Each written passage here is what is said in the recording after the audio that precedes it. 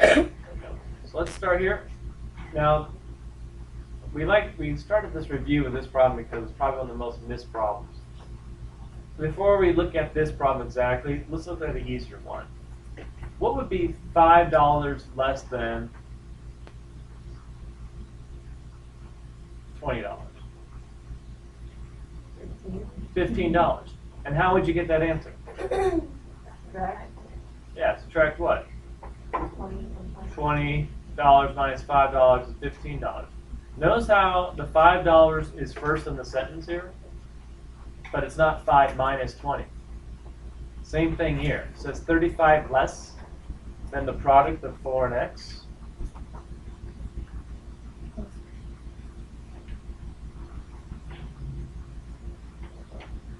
Diana? Yeah. Notice how it's 35 less than the product of 4 and x, but it's not 35 minus 4x. Right? Same thing right here. Because it's 5 less than 20, it's actually 20 minus 5. So this is a very common mistake, and that's why we're putting it on here first, to make a very good point. That just because it's first in the sentence doesn't mean it's first on the expression.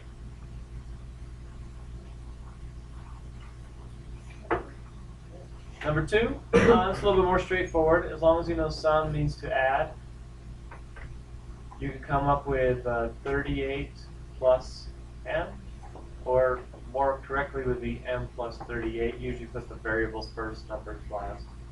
And that's called commutative property. It's moving that addition around.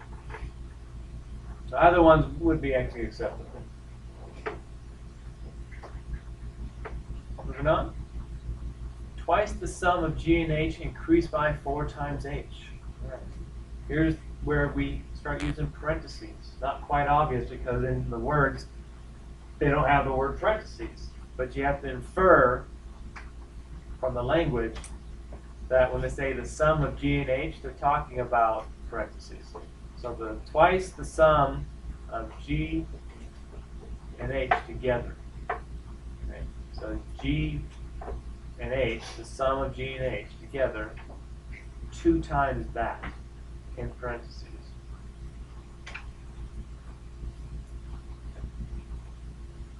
Increased by 4 times h. Increased by usually means add. So plus 4 times h. So 4h.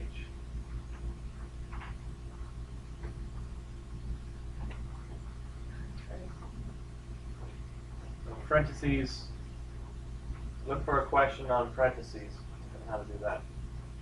Order of operations, just to evaluate. Okay, so equals.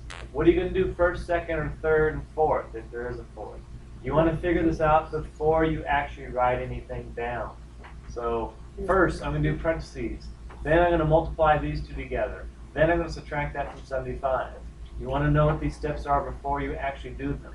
Notice how I didn't say, first I'm going to get 5, then I'm going to multiply and get this number, then I'm going to subtract and get this number. Just worry about steps only from the beginning, and then when you're doing the problem, worry about the numbers. So 2 parts, get the steps, and then do the work with the numbers. When you're doing this, do 1 thing per line, 1 step per line, 1 calculation per line. So I'm not doing anything with 75, go ahead and minus. Not doing anything with the 3. All I'm doing is 7 minus 2 is 5.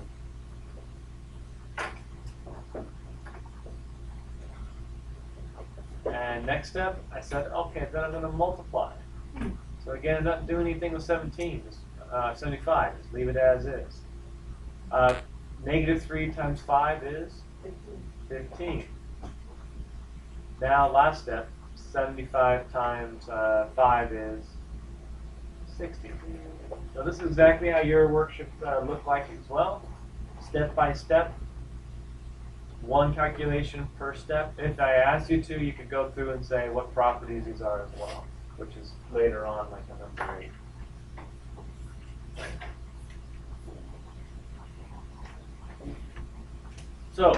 So like I'm saying tonight, go through, rewrite this, redo this so that the work looks exactly like this. I don't want you to look up here and say, well, that's how Mr. Hodgin writes it out.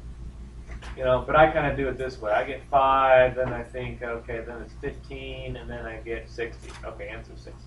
None of this will be accepted. This isn't math. This is not algebra. Okay? This over here is algebra, and you're in algebra class. So this is what you're expected to show and write down. Okay? Just making it very clear what's expected of you. So nobody comes tomorrow, gets their test back, and say, "Well, I got 60. I just didn't show anything." Okay, that's called a 0. Okay? You didn't show anything means I'll fill in the gap. The word missing. I got the answer. I just didn't show any algebra. I'm in an algebra class. I just didn't show any of it. You know, that doesn't really work so well. Okay. All right, one more time. You know, do one step per line.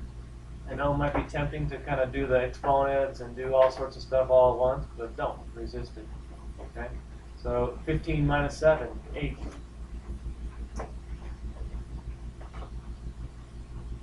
Inside the brackets, negative 2 to the 3rd power times 4.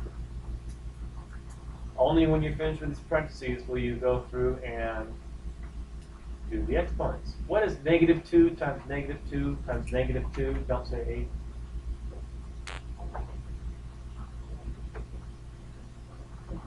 What is it? Not negative 16 either. Negative 8. Negative 8. Yeah, I said don't say 8. So often we get caught up that no, 2 times 2 times 2 is 8 and that's it, but we forget about negatives. So then times 4. Notice how I can just drop the brackets here since it's only one number, that's okay. Or you can leave it in, that's fine as well. And then last step is negative 32. So once again, we have the answer right here. That's the answer. Little answer. All this right here is called the algebra, or the steps. This is what class you're in. So you need to show all of this stuff. Not just say, I got answer. See? But show all the algebra. Now, is the math hard here? No. What's, 15 minus 7? Did that in the 3rd grade. 8 divided by 2. This is all elementary school arithmetic. You're not here. This whole chapter, this whole quest, is not about numbers. It's about, can you show your steps in line right here so it makes it logically make sense. That's what algebra is all about. Can you prove or make sense out of all your work?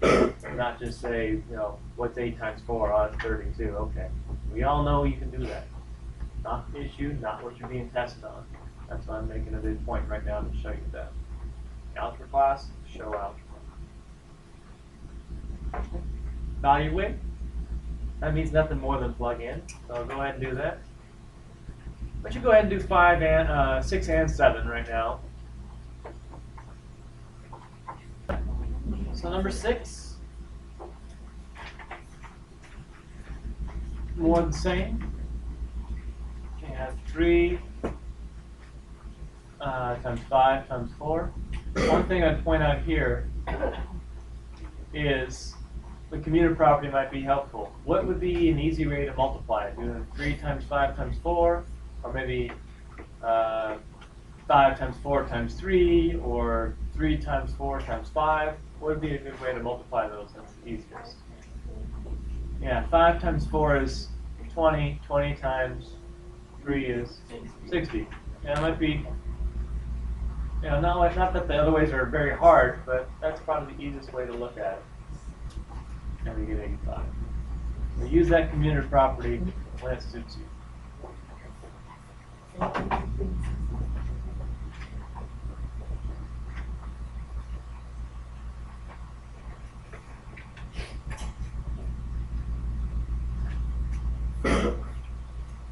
Let's plug everything in.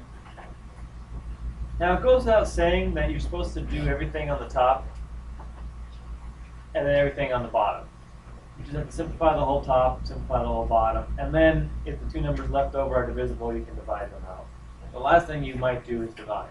So let's go ahead and do the other stuff first. What's the first thing that should be done? Some parentheses. All right, so inside the parentheses on the top, what could be done first? What is it? Exponents. Exponents, yeah. So it should be 4 times 9.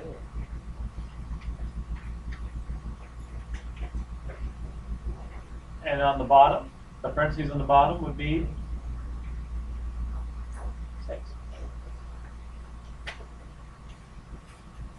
Notice how it's really tempting to do 4 times 3, get 12. But you have to do exponents first. The multiplying comes afterwards.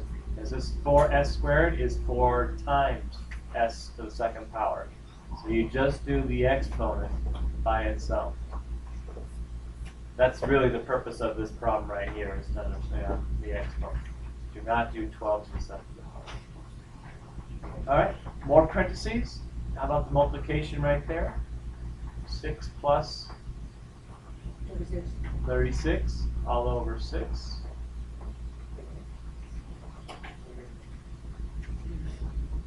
Six plus 36 is 42 divided by 6, and you get 7.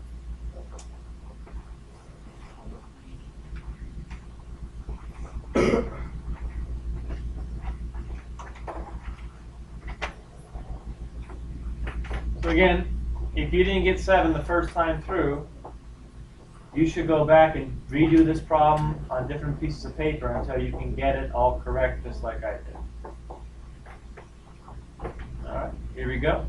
Same as before, just throw in some properties. So exponents first.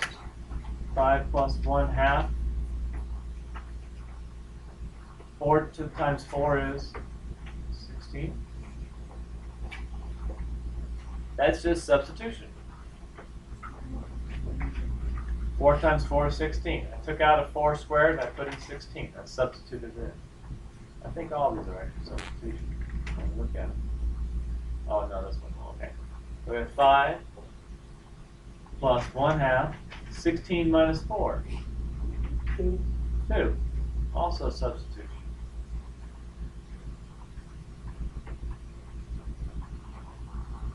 Now, 1/2 times 2 equals 1. Now, what is that called? It's not substitution. Yeah, this is the multiplicative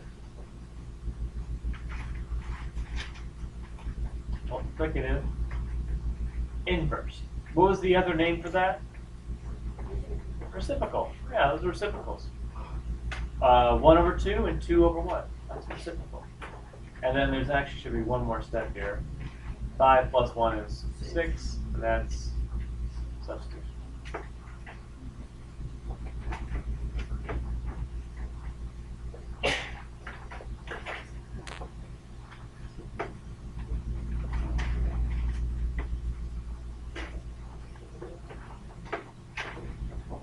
Another one? The first step we usually say is just given. You don't have, there's not actually a property, just that's your starting point.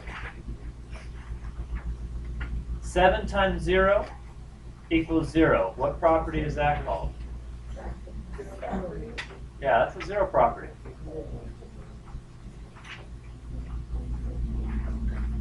The full one would be a multiplication, but 0 property is fine.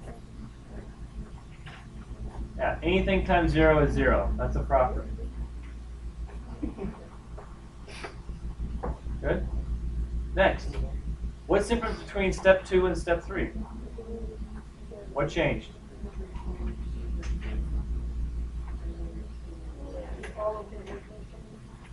They moved it.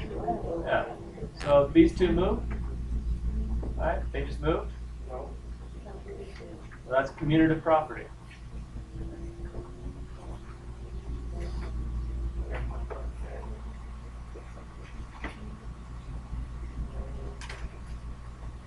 The fact that they put parentheses around these two, so they're done first, that's associative. You're associating those two numbers together first. Remember, the commutative is the moving around. The associative is the, I'm going to add these two numbers together because they work well with each other. Usually use these together, always, always, always. Change the order. And then group them. All right, so 2/3 plus 1/3 equals 1. That's substitution. So ours is well, mine's different. Is it different?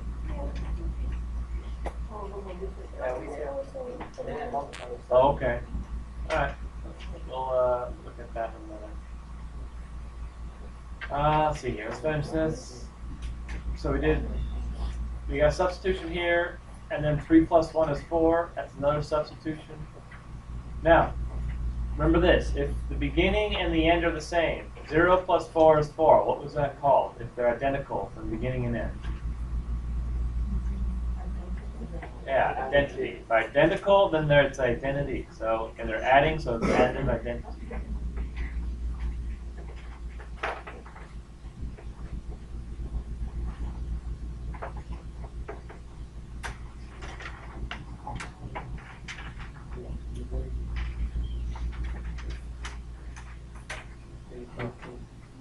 Same steps. Okay. So yeah, on your paper, it looks like it's actually the steps are in a slightly different order, but they're all the same thing, just in different order. So we should be able to figure that out. Just highlights the fact that there's more than one way of doing this.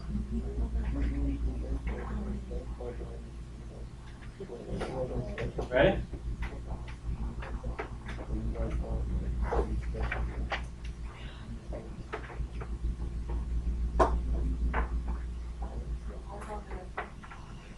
Just waiting for a few people.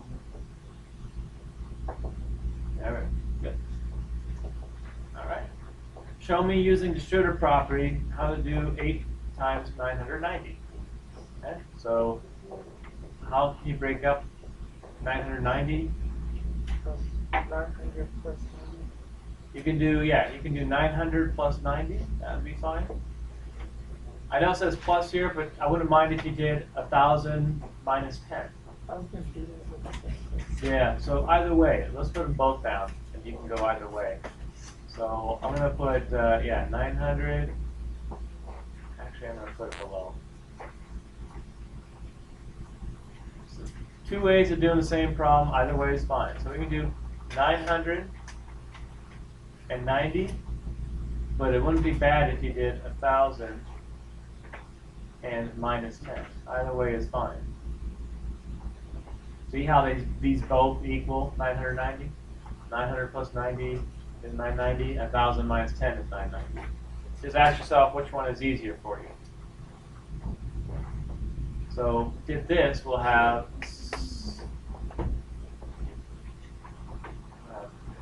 8 times 900, 8 times 90, or 8 times 1,000, and then minus 8 times 10. So 8 times 900 would be 7,200. 8 times 90 is 720. Or we can do 8,000 minus 80. Gives you the same answer. In that case, it's going to be 7,920.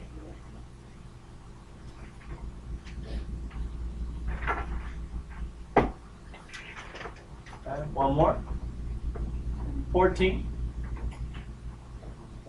4 and a 7th is the same as 4 plus 1/7, which is 14 times 4 and 14 times a 7th.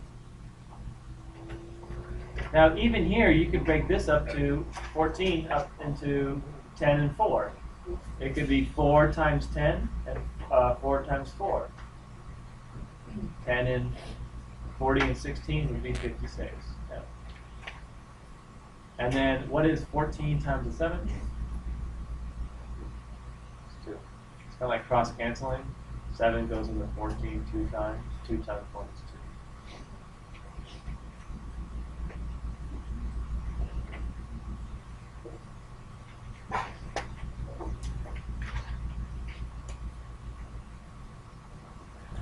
Okay, here I'm just going to skip over a few of these because they're pretty straightforward. Notice how if they have a variable in here, you cannot simplify it. Watch out for double negatives, two negatives make a positive. If they're both numbers, you can actually distribute and then simplify one more step. Of course, you get the same answer if you do order of operations here. Well, you should get the same answer, do you? What did I do? Oh, this is 24, that's why. Why isn't this working out? Okay, let's try that again, sorry. 6 times 4 is 24. There we go. So we end up with 42. And of course, with order operations, you should get the same answer. 11 minus 4 is 7, and then 7 times 6 is 42 as well. So you get the same answer either way. Good thing I did it both ways. I found out I did it wrong the first time. More of the same here. Just make sure you do distribute it to all of them. Here, make sure you distribute to both of them, and then add the like terms together. All right, I will look over blank in my notes tonight when studying. All right, problems and also, yeah, and also your properties. You got to know your properties. That all your properties. Practice test. Oh God. Practice test. Look over that. Redo problems. Go on YouTube. If you need to, go on Schooloop, print out and blank one of these, and do it again. See if you can do the whole thing beginning, ending, without stopping, and get 100%. You have an answer key. See if you can take a blank one out, print it out, redo it. See if you can do it by yourself with no help, begin and end without stopping. If you can, you will get an A tomorrow. Whenever you start saying, yeah, I don't have to do that much work, I'll still do fine without, redoing the whole thing. That's like 20 minutes. And I don't want to guarantee an A and lose 20 minutes of my life. All you have to do is spend the time and you'll do great tomorrow. But you have to write problems out in order to do well. Okay? All right.